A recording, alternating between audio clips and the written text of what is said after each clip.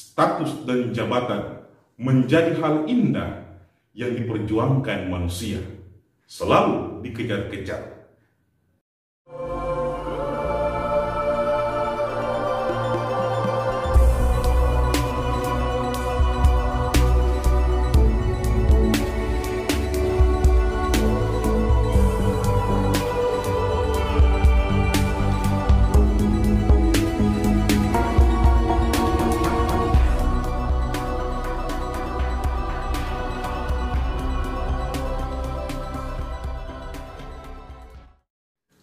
Saudara dan sahabat, sekali peristiwa, para murid datang kepada Yesus dan bertanya, "Siapakah yang terbesar di dalam kerajaan surga?" Persepsi mengenai posisi dan kedudukan tersebut berdasarkan aturan yang ditetapkan di dalam peninggalan gulungan kisah Laut Mati yang mengatur perjamuan makan bersama sesuai dengan status kedudukan di dalam kelompok atau dalam masyarakat dan keluarga. Perjamuan itu dianggap menggambarkan perjamuan kekal abadi dalam kerajaan surga. Yesus memberikan jawaban yang sungguh berbeda dari harapan para muridnya itu.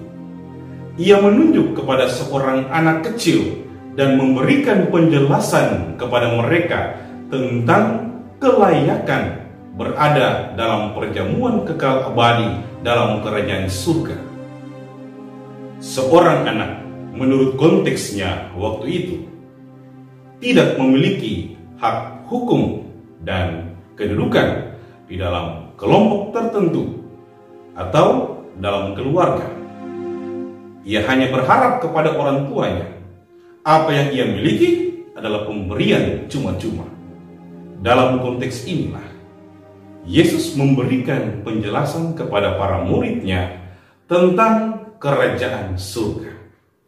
Tentang kerajaan surga, tidak ada klaim hukum dan hak serta kedudukan.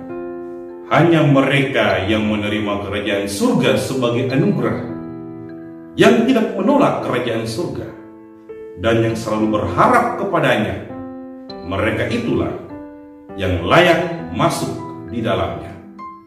Dengan kata lain, hanya mereka yang menerima, yang percaya, yang berharap kepada Yesuslah yang layak masuk ke dalam kerajaan surga. Saudara dan sahabat, status dan jabatan menjadi hal indah yang diperjuangkan manusia, selalu dikejar-kejar. Jadi tidak heran, semakin tinggi status dan kedudukan jabatan tertentu, semakin tinggi pula lah tingkat kesombongan dan keangkuhan. Bukankah semua yang ada pada kita, semua yang kita terima adalah pemberian dari Sang Empunya?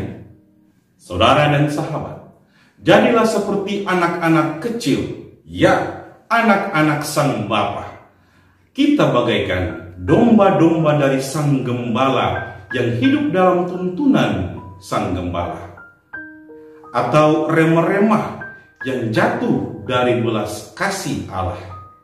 Bukan demi status, demi kedudukan, demi jabatan kita hidup di dunia ini, melainkan demi Allah dan kehendaknya. Nilai luhur yang harus kita perjuangkan: pelayanan, bonum komune, kesejahteraan dan kebaikan bersama, keteraturan hidup, dan seterusnya. Atas cara yang sama, kita menghadirkan kerajaan Allah, kerajaan surga itu di tempat manapun kita berada, di tempat manapun kita berkarya. Sebab bukan seberapa besar dan seberapa tinggi jabatan atau kedudukan kita yang akan kita bawa masuk ke dalam alam baka, melainkan seberapa dalam saya menghadirkan Allah di tengah dunia. Hari ini Gereja Katolik merayakan peringatan wajib Santa Clara, seorang perawan. Clara Schiavi, putri seorang bangsawan yang kaya raya, lahir di Assisi, Italia pada tanggal 16 Juli 1194. Dari orang tuanya, Clara memperoleh materi, kekayaan, harta warisan yang besar. Tetapi ia meninggalkan semuanya itu. Ia memilih hidup membiara dan mengikuti Santo Fransiskus dengan semangat hidup kemiskinan. Ia memimpin biara San Damiano yang kemudian merintis lahirnya Ordo Suster Claris. Ia memimpin ordo itu selama 40 tahun.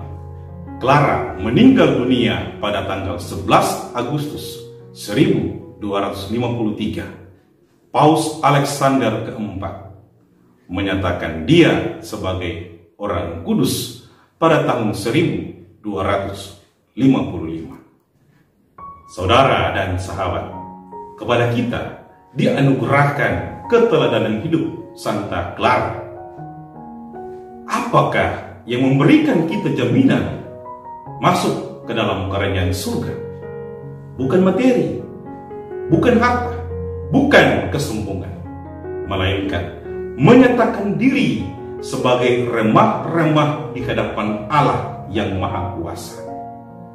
Sambutlah anugerah Allah dalam hidup, anugerah pekerjaan, anugerah pendidikan, karya sosial, dengan rasa syukur yang mendalam kepada Allah. Kerendahan hati menjadikanmu layak di hadapan Allah. Kerendahan hati menjadikanmu semakin murni karena bersedia membuka hati bagi hadirnya Allah, bukan sesuatu yang lain. Sebab Bapamu yang di surga tidak menghendaki seorang pun dari anak-anak ini hilang daripadanya.